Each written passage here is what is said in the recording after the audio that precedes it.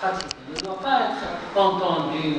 Et il y a beaucoup de gens qui entendent le Coran, ils cherchent des voix douces, des voix. C'est comme s'ils cherchent une chanson. Non, le Coran, il faut le lire, il faut l'écouter, mais surtout, il faut le pratiquer.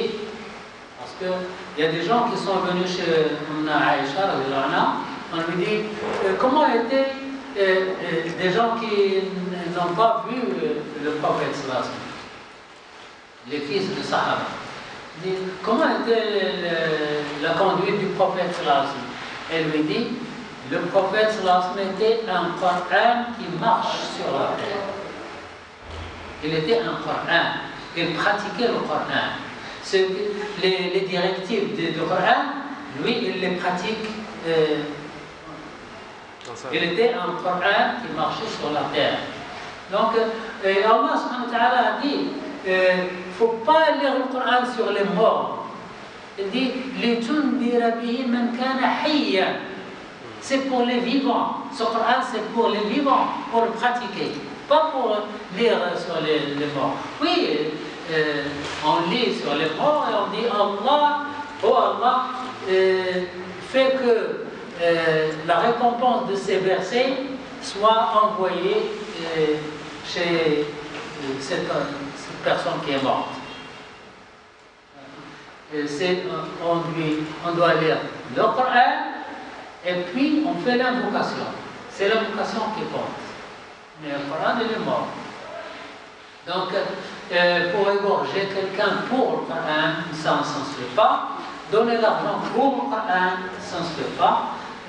Ce qui se fait, c'est qu'il faut être généreux avec les ulama. On leur donne, soit en lisant, soit ils ne lisent pas. Voilà.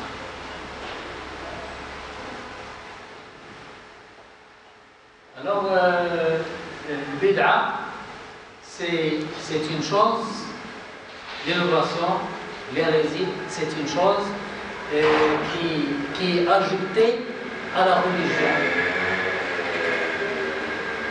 C'est une insulte pour le prophète sallallahu alayhi wa sallam. C'est un reproche. On lui dit que le prophète sallallahu alayhi wa sallam n'a pas fini la religion. Quand vous ajoutez quelque chose à la religion, ça veut dire quoi? Ça veut dire que la religion n'est pas complète, n'est pas finie, et vous avez quelque chose de mieux, vous l'ajoutez. Non.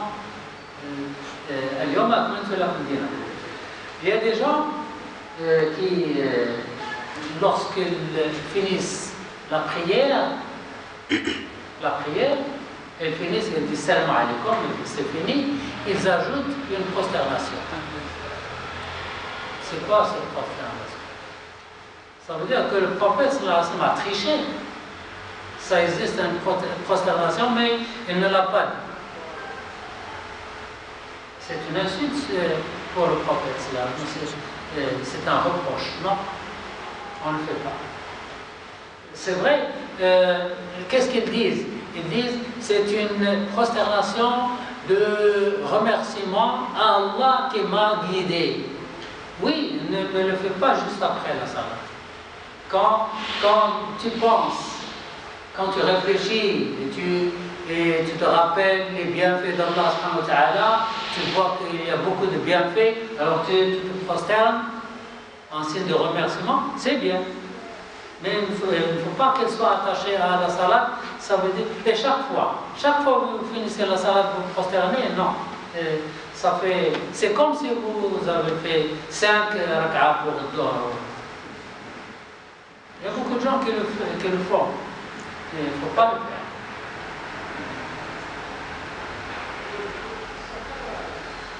faire. En lisant le hadith, on se rend compte que beaucoup de compagnons ont réalisé de nouveaux actes, de nouvelles prières, de demandes, de nouvelles du'as. Quand vous lisez les biographies des grands savants, chaque savant a son dua spécial pour lui. On peut le faire. C'est pas haram. Mais ce n'est pas... Le sunnah, c'est le dua qui vient du prophète.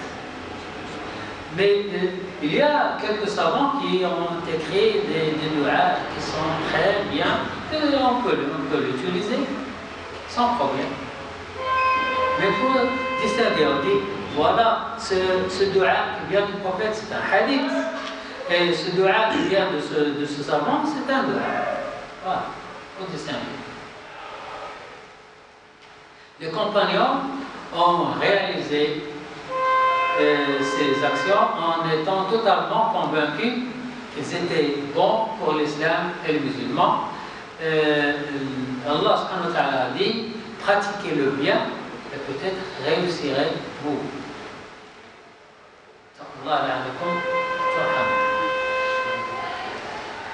Beaucoup de compagnons ont réalisé un effort d'interprétation, ijtihad.